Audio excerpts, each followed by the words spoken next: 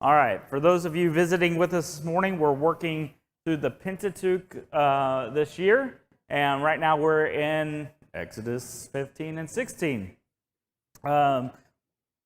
Just concluded maybe one of the biggest miraculous events to date in the Bible. I mean, besides the world being created or anything like that, but the parting of the Red Sea and the collapse in on Pharaoh's army and the utter destruction of the nation of Egypt, their army, their cattle, their gold. I mean, what's left? There's no crops. They're pretty beaten down by this point in the story, and their firstborn are dead, and now their army is obliterated.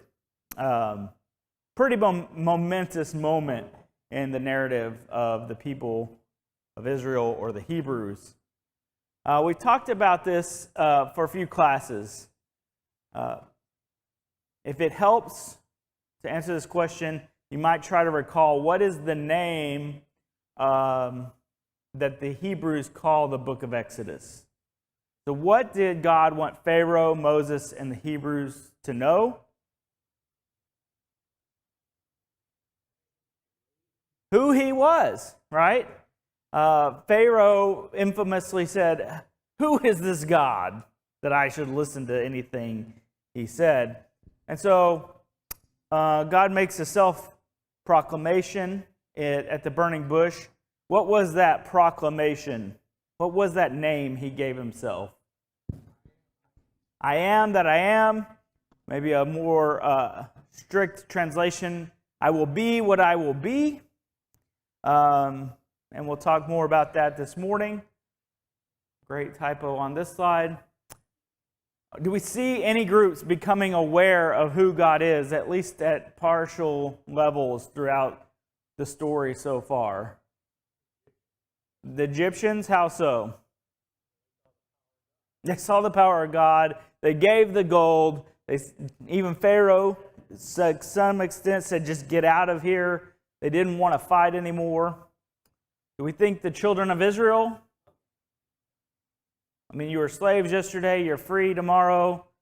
You see all the plagues. You see that God protected the Passover. God protected your firstborn when the others die. You see the parting of the Red Sea and the dry land and the crashing of the waves on the chariots coming behind you. Could you not understand something at this point? If you were paying any attention at all. And I guess the point I was hoping to make is that the name God gave himself, which we know to be Yahweh,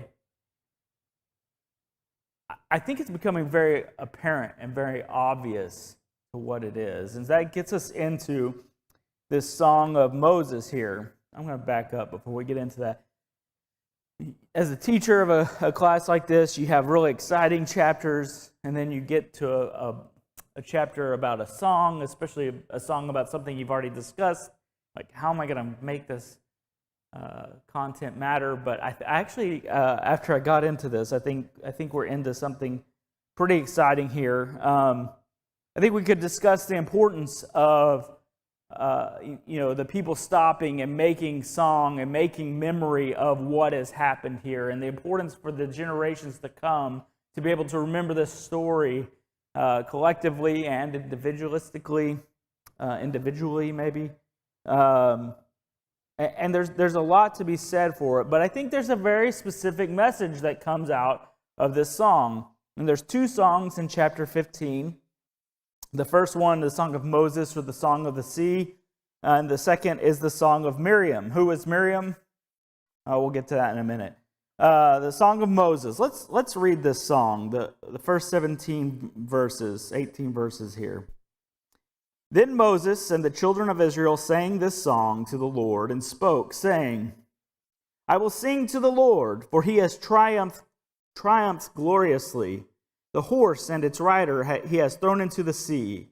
The Lord is my strength and song. He has become my salvation. He is my God, and I will praise him. My father's God, and I will exalt him.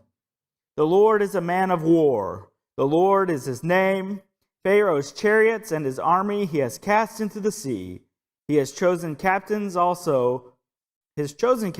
also drowned in the Red Sea. The depths have covered them, they sank to the bottom like a stone. Your right hand, O Lord, has become glorious in power. Your right hand, O Lord, has dashed the enemies in pieces. And the greatness of your excellence, you have overthrown those who rose against you. You have sent forth your wrath, it consumed them like stubble. And with the blast of your nostrils, the waters were gathered together. The flood stood upright like a heap. The depths congealed in the heart of the sea. The enemy said, I will pursue, I will overtake, I will divide the spoil. My desire shall be satisfied on them. I will draw my sword, my hand shall destroy them. You blew with your wind, the sea covered them. They sank like lead in the mighty water. Who is like you, O Lord, among gods? Who is like you, glorious in holiness, fearful in praises, doing wonders? You stretched out your right hand, the earth swallowed them. You in your mercy have led forth the people whom you have redeemed. You have guided them in your strength to your holy habitation. The people will hear and be afraid. Sorrow will take hold of the inhabitants of Philistia. Then the chiefs of Edom will be dismayed. The mighty men of Moab, trembling, will take hold of them. All the inhabitants of Canaan will melt away.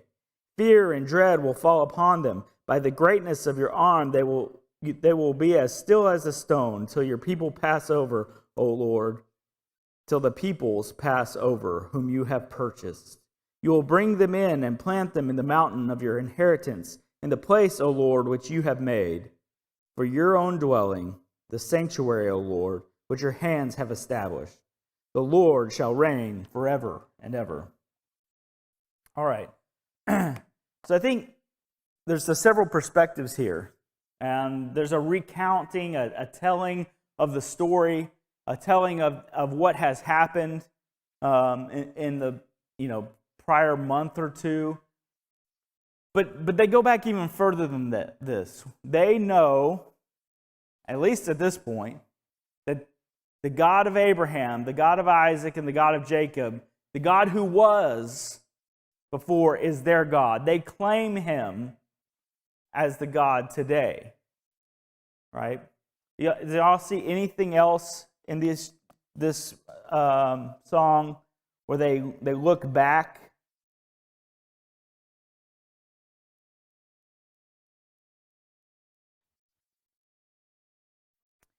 I think more than anything here, what I would take away from this point is they recognize that God has been. God has been for over 400 years. The prophecy states 4 generations and 400 years, and that God that was around then still exists. What happens to gods of the Egyptians who don't perform or don't show themselves season after season? You think they stick around forever? No, they change, and we see from culture to culture the gods change again. And how many gods did the Egyptians have? Hundreds, maybe thousands, right? And they're fleeting, they're passing, but not this God. God who was remains. Yes, Jordan. In verse 13. You have led in your steadfast love the people whom you have redeemed. So this idea of redemption, obviously we know that to be a critical part of both the Old and the New Covenant, but at least to your point, right now anyway, and we'll see it's probably short-lived, there is some recognition of the people about the great God redeeming them out of Egypt. Go ahead, Michael. I was fixated on that same passage and just the overarching theme of, as we've been saying, God's power. Like, this is praise, and it's recognizing his power, but also his love. That he loved them enough to deliver them out of Egypt. And like, this song kind of encapsulates that very well. And I feel like becomes, like, for the rest of Israel's future, they look back on that. Like, this is a quintessential moment when God delivered them out of Egypt. And it become, and so this is, I just feel like, they wrote this song out, and they'll continue to sing it for generations to come, and it's just kind of a landmark in their history. That's right. God saves us today. I think those comments both segue to this slide very, very poignantly, right? God shows his power. God shows his redemption. God shows his salvation. And why is this important? We've kind of alluded to it. Who thought they had power? Pharaoh, the other gods of Egypt were looked to. Remember the staffs and the conflict of power that we see God overcoming and unilaterally showing his ultimate authority. This song really illustrates that authority, and that the people recognize when God says, I am, there is no one else at or above him or anywhere close. And the salvation, do you think they felt that? Like, do you think that was meaningful? I mean, were they slaves for like 18 days and then got freed? No. I mean, this was all they knew, all their grandparents knew in life, right? And so this salvation, this redemption was transformative. Obvious is a silly way to categorize it, but it was an obvious and very powerful transition for them, and they recognized this in the song. We've seen that they recognize the God of yesterday, the God saving them today, and I think there's a lot on this side of it that the God will always be with us. Look at this verse in verse 13. In your unfailing love, you will lead the people you have redeemed. In your strength, you will guide them to your holy dwelling. What else do they say God will do?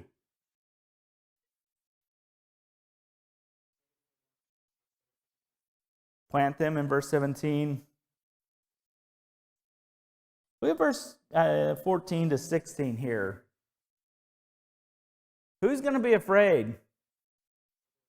All the nations in the promised land who occupy it today. Do you think if they were to be the spy on this day singing this song, if they were to be the spies looking at the land, would they be afraid? I don't know. I would think they just saw the mighty walls of the sea coming down. I think maybe on this day, maybe they'd have enough trust and faith to be, based on the words in this psalm, they would be willing to go in and crush them because they had no fear and utter trust in God.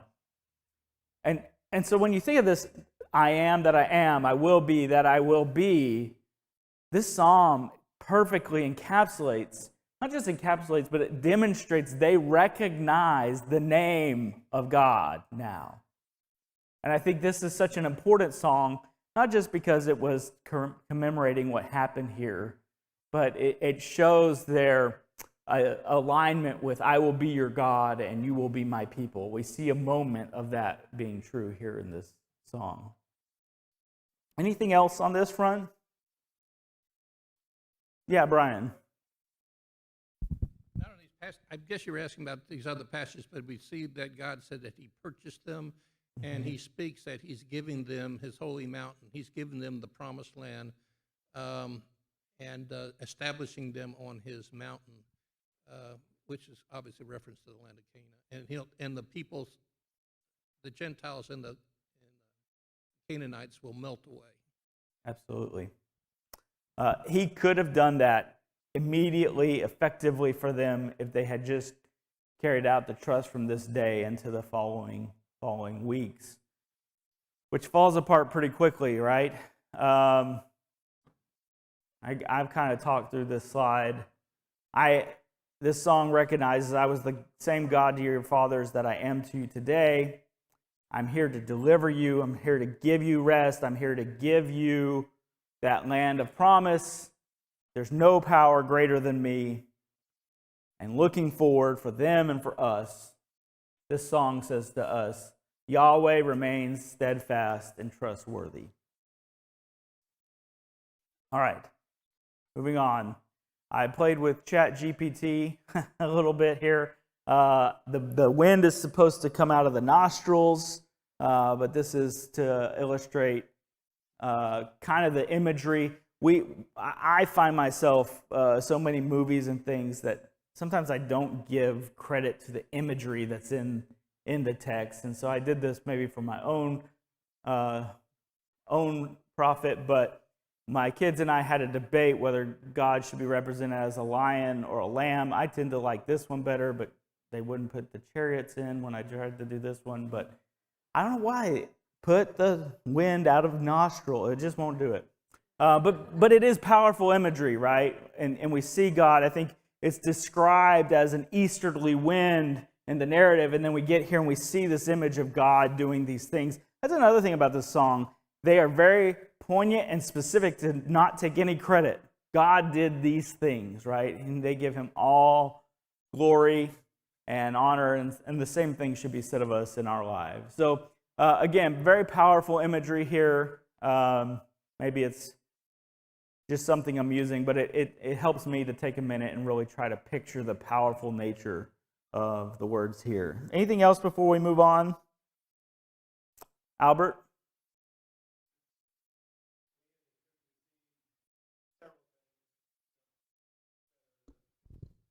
little bit smaller than what's been expressed, but God's wanting it to be recorded appropriately and accordingly, and God wanting it to, if you think generations will sing the song, it's not even close, but like the Star Spangled Banner, you see people sing it, as I would say, weird or differently than what I'm used to, but you don't see the words changed on the Star Spangled Banner. And so you see how education can come about. People who didn't read, people who didn't write can memorize the song and carry on and teach, and it's factual, and it's God putting in here. So you see those benefits. I see those benefits as well throughout, and then, nations hearing this song and being fear. So just, again, God's wisdom and knowledge to care for us and to make a plan in place that we don't forget, however means of knowledge we're able to keep. Absolutely. Great thoughts. Oh, one more comment.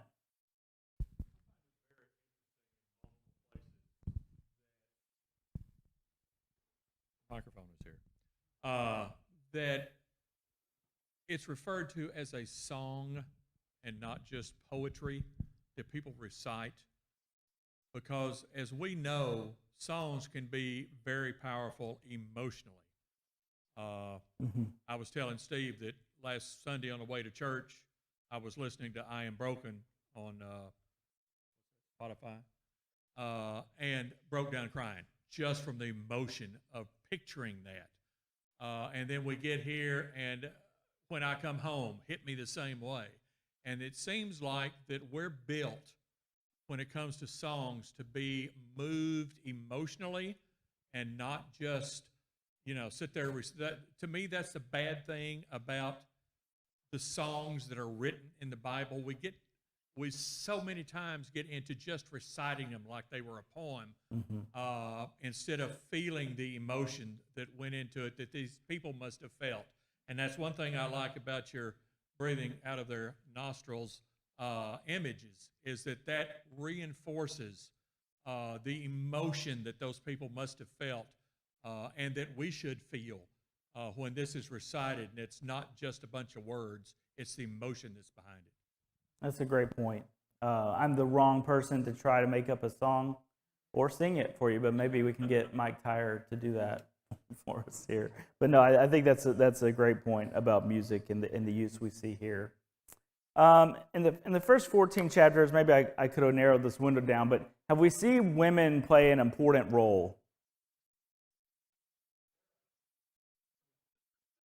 Yeah, back in Genesis. There's 4 specific places women move the narrative and God's will along. Can y'all think of any in Exodus? Moses' mother has the faith not to obey Pharaoh. Yeah, there's one. The midwives, they don't, they tell Pharaoh the Hebrews just birthed too fast for us, yeah.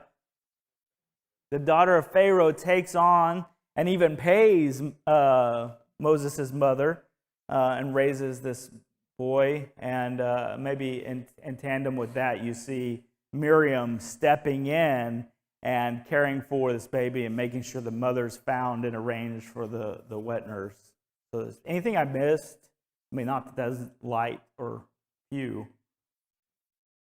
Sometimes we think of these stories as patriarchal and maybe a little gender bias, but one thing about all four of these examples is God doesn't come in and command the women to do these things. They just know what's right, and they do the right thing, and that advances God's will and God's purpose.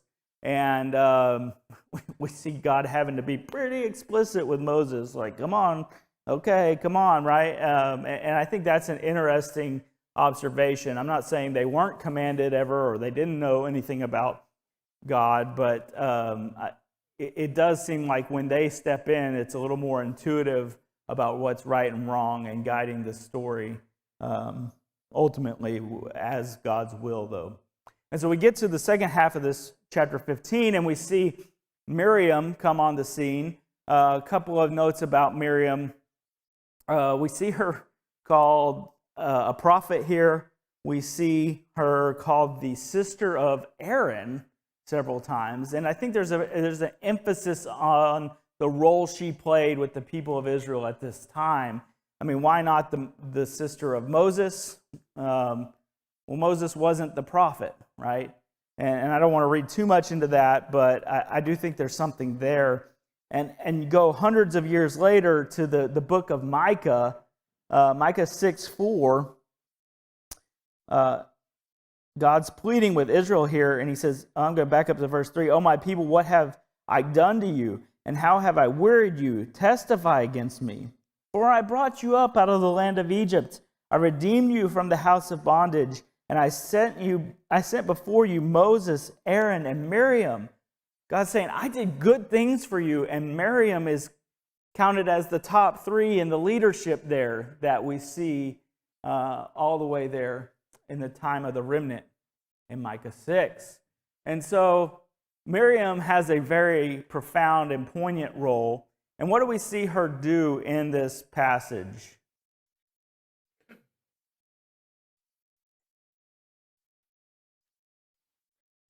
She grabs a tambourine. I've read that maybe it's better translated a hand drum.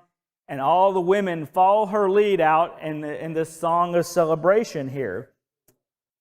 And so let's take a minute and look at this song. Like this verse 21, Miriam sang the song to them, "Sing to the Lord, for he is highly exalted. The horse and its rider he has hurled into the sea." I think there's a couple places we see where the population is described as the men, but let's not forget the women who backed this story. And they were here, and they were praising God, and they were learning his name, and they were moving along with this narrative just as much as anyone else. You think about grieving mothers with the firstborn, and you think the women aren't important to the emotional side of this story? I think absolutely they are. And there's a lot of things that go on here that we probably don't have what is recorded, but we see Miriam leading with celebration of God's deliverance, affirming that power we've talked about so much, and just witnessing the miracle that has come upon the nation here, which is pretty great. So, verse 22 says, "Moses brought Israel from the Red Sea, and they went out into the wilderness of Shur, and they went 3 days and found no water."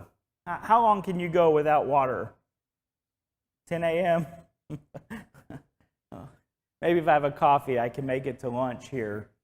A couple of other dates of note, looking back at Exodus 12, is the 15th day of Nisan was the day in which the death of the firstborn happened, and God protected the houses of those with the blood, and that was also the day that the Egyptians sent them out, right? And God, I think there's a lot of creation narrative. God is creating his nation in this narrative, and one of the ways we see that is this establishment of this will be your first month of the year. by the way, that's this week. I think the week of Passover starts tomorrow, and so we're right on the cusp of this day that we see there. Of course, that was many thousands of years ago, and don't know exactly when it was, but nonetheless, he establishes this new calendar with his new people. They leave on the 15th day of the year. We read this 3 days after the Red Sea. I don't know exactly. I would assume the Red Sea was, I think we're within a week, maybe. I'm guessing.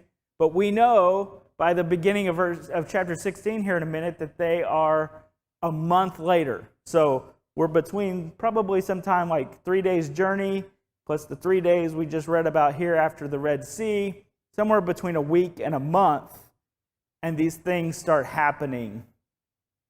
Okay, let's just think about for a second what we just heard them sing about. We can crush everybody with God on our side. I mean, it's like getting the 3-year-old Bible class to get enthusiastic about a song like that and turning around and in 2 seconds going like, hey, where's my drink? Where's my water? I'm thirsty, God. Now, should we discredit their thirst here? I mean, let's be legitimate. How long could you really go without drinking in the wilderness? You got all the Egyptians' gold in the world, but you don't have water. What's going to happen? You're going to die. None of it matters, right? Is their thirst the problem here? The lack of faith? The lack of faith leads them to grumble or complain, right? So pretty quickly, basic human necessity depletes their overwhelming faith we saw at the beginning of this chapter. And again, should we make a ChatGPT image for every narrative just so our simple movie-laden minds can visualize it? I don't know, but what happens here is this powerful scene. They come up to the water, and it's bitter, and what does Moses do? Throws in a log, and it's made sweet. That's a pretty incredible story, right? Do we see, just by the way, do we see Aaron doing these things? Does Aaron contain the authority to do these things that Moses does? I think that'll come up later, but it's an important point every now and then to note. Moses is always the one whom God has given the authority to make these things. Now, I don't want to get into the numbers. There's a way to interpret some of these things. Let me just say this. There's a lot of people wandering in the wilderness. And if you had a little cattle tank, is it going to feed even tens of thousands of people? Now, this has to be a pretty big body of water, right? Not to mention they have livestock with them who also, if they don't drink, they're going to die. I mean, there is a lot of mouths to feed water.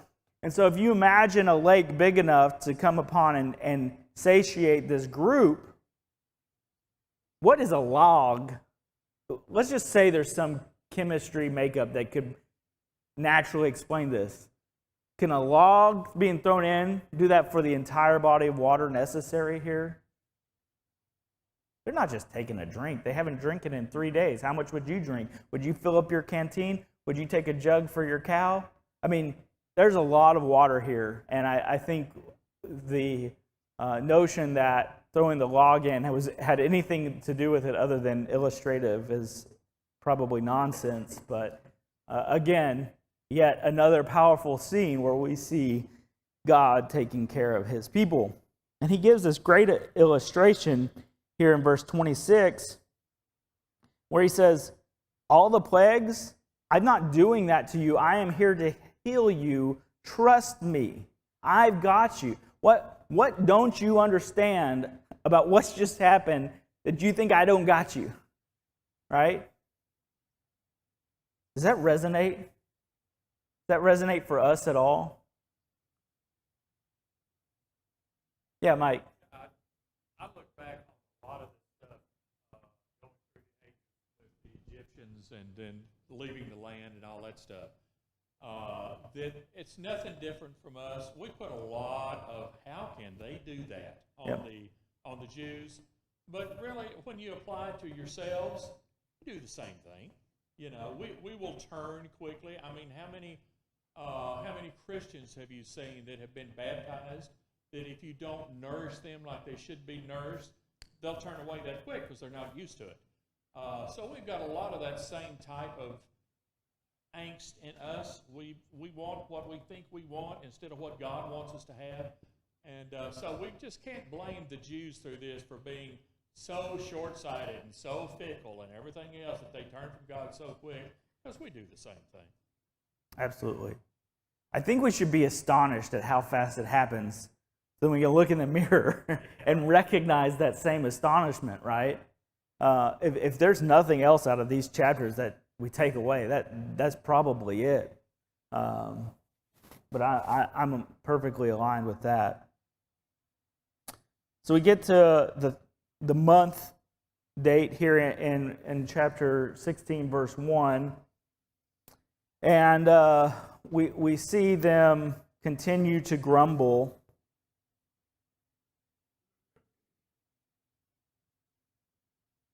So talk me through chapter 16. What did the Lord provide here?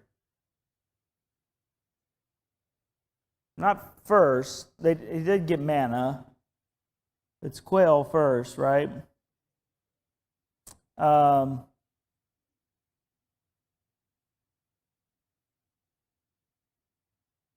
I have it backwards. I'm sorry. It's manna first. You're right. I think I would have studied this before coming up here. So a month in, they're hungry. They're still not trusting. And God says, I'm going to make it rain bread, but only take enough for that day. And what do the people do? They take all they can get. Would you do the same thing? If you haven't eaten a month very well, and you're trying to keep your cattle preserved to make a new nation, maybe you just put a little bit aside, and what happens to it?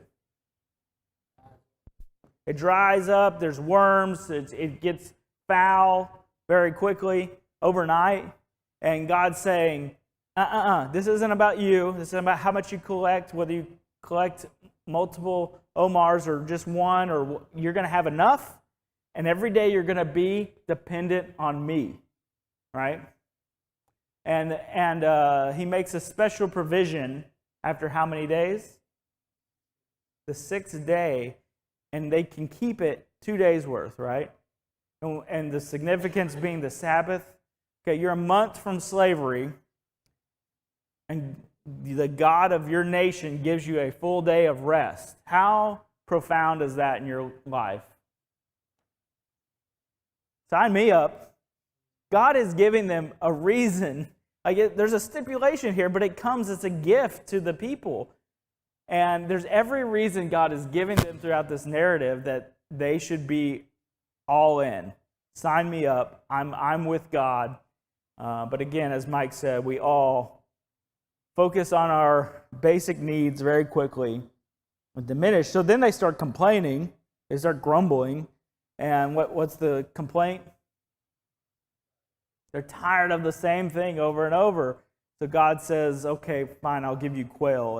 And quail flood the ground here, and their needs are met pretty completely.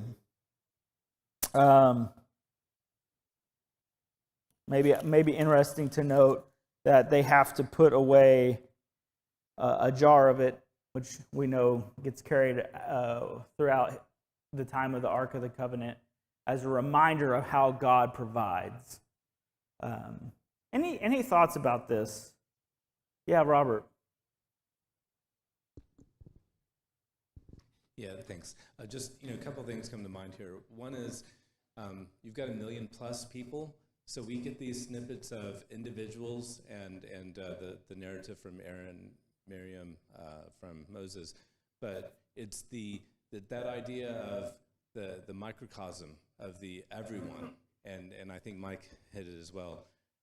it only takes a few to grumble before that spreads like wildfire through that, all the families and the tribes that are represented. The second thing is that as you're thinking about all of this, they're only hearing Moses speak. They don't hear God speak. Now, Moses knows that God's speaking to him, but they haven't heard God speak until they get to the mountain. Then they're like, hey, never mind. We can't handle that. So that's coming up. So they're still looking at Moses, and they're thinking throughout this. It's like, well, he's telling us this, but is it really happening the way that he says it? And then the other part of this that just came to mind is, as they're wandering through the wilderness here, as they're moving to Sinai, these are they've been cared for just by happenstance. Well, they happened to come to a body of water, and yeah, that little part was bitter, but the rest of it was fine. So even though Moses said God did this, did he really? So it really does come back to their faith, their trust in God, because they've only heard Moses. They've seen the plagues, but that was like, what have you done for me lately? So that's my perspective. It's apparent. It's short-brained, short-lived gratitude. But yeah, Mike. Yeah, I think I'm always just struck by the melodrama of their response. Like it reminds me of the memes where you see like little pictures of like young kids that are laying down on the floor, like pitching a fit, and it says, "My child is upset because I wouldn't let them drink the cleaning fluid from the under the sink or something, Right. and like ruin their day." And I think the melodrama is what strikes me, and it makes me think of in the New Testament when it says, "You do not have because you do not ask." Like, why was that step skipped? It's going from "we're fine" to "I wish I was dead." There's never the moment it's like, "Hey, Moses, could you just ask God for some water before we get to the "I wish I was dead"?" God's willing to part the waves of a sea for you, but you don't register your brain, just ask for a cup. Yeah, Michael. I don't want to defend that. I agree with what Mike is saying, but I also, on the other side of the coin, do see that, like, if you're in the middle of the desert and things, well, you think about like what they see. What are they seeing? Or what would your natural instincts be? Your concerns, and I think about, like Mike was saying earlier, like in my life, sometimes things look really bad, and then but God's in control. But I get anxious about that, and it weighs on me, and then I'm them. I'm the melodramatic person who's overreacted and not trusting in God, and perhaps not even thinking to. It's the trust thing, right? And so I feel like one of the lessons you see, or that God teaches us in the Exodus here, or while they're in the wilderness, is this when you start reading it and you start living, I don't know, it's happened to me over and over again, and just like it happened to Israel over and over again. It's like, when will you finally learn? I think with time you get better. You keep trying to learn it. You learn to trust Him better. But that's what I see in this. Not to defend them, but there's like I think kind of an element of that going on. So if I hear you right, it's not what was said, maybe it was how they said it and what was in their heart that backed it up. Am I presuming too much? Great segue to my last slide here. Is there a difference between a lament and a complaint? I want you to just indulge me for a second here. Here's a couple of laments. Psalm 22, 1-2. My God, why have you forsaken me? You know anyone else who said that? Why are you so far from saving me? So far from my cries of anguish. My God, I cry out to you day by day, but you do not answer, night by night. But I find no rest. Is that a complaint? Maybe to Mike's point, he is actually asking of God and not just saying, we don't have water, we should die. Look in Lamentations 3:9 and chapter 3, Lamentations. There's a whole book about lamenting. Lamentations 3:19-24. I remember my affliction and my wandering, the bitterness and the gall. I well remember them. I remember my pain. I remember what's going on, and my soul is downcast within me. Yet this I call to mind, and therefore I have hope because of the Lord. The Lord's great love. We are not consumed, for his compassions never fail. Both this psalm, and there's many others, and I mean, how many times does David say, "My enemy is pursuing me"? He's coming after me. And then we see here in Exodus 16, specifically, look back in verse 2 and 3, how they say it. The whole congregation complained against Moses, first of all, and Aaron in the wilderness. And the children of Israel said to them, "Oh, that we had died by the hand of the Lord in Egypt, when we sat by pots of meat, and when we ate bread to the full, for you have brought us out into the wilderness to kill this whole assembly with hunger." And in the first two passages I just read in Psalm and Lamentation, who is being addressed? God. Who are they addressing here? Moses. Right? Yeah. Besides the complaining, they actually an accusation. You were planning to kill us out here. And it's more serious than complaining, laying that kind of accusation, saying that he planned to harm the entire congregation. So the heart behind it is a blame. It is God's nowhere to be found in the answer. And when they approach, there is no trust or faith. There is the only outcome is death, right? Whereas I think when we see these other examples of Lamentations, they're talking to God. I hadn't really honed in on that blame piece yet, but it's a cry out. It's a longing, and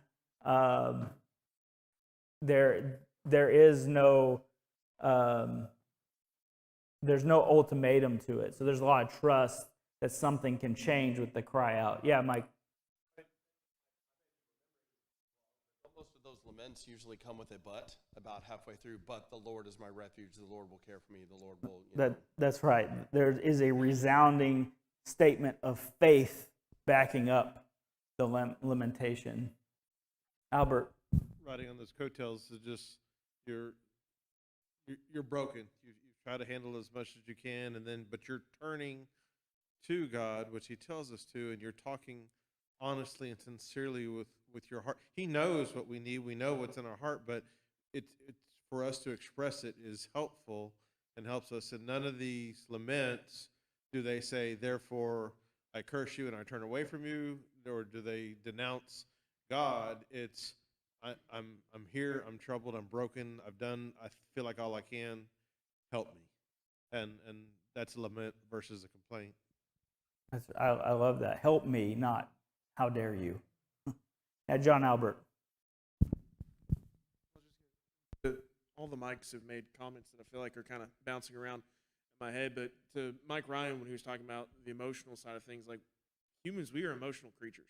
Like at the end of the day, and so to the point of Psalm 22, it's like for us, we are going to experience those emotions and have those feelings, but like Mike Tyre said, there's the but that comes along with it. Like Psalm 22 is a perfect example that, hey, my God, why have you forsaken me? But then you get to the end of it, and it's like, oh no, you haven't forsaken me. In fact, you have always been there. You've always taken care of me. And that, I think one of the things that I'm taking away as we're going through talking about Exodus, it's a stark warning to us today that, like, as we're on this journey we're marching to Zion, like we're going to the promised land, it's not like I'm walking on sunshine is playing in the background and everything's great. It's like, no, it is a journey. It is a challenge. And that's what we face as Christians today, is that the path is often going to be filled with difficulty, struggle, deserts, so to say, that we have to face, but yet we have to be able to have that drive to push through them, knowing that at the end of it, that's where we see the reward. That's where it will have all been worth it. And as long as we have that attitude that, God,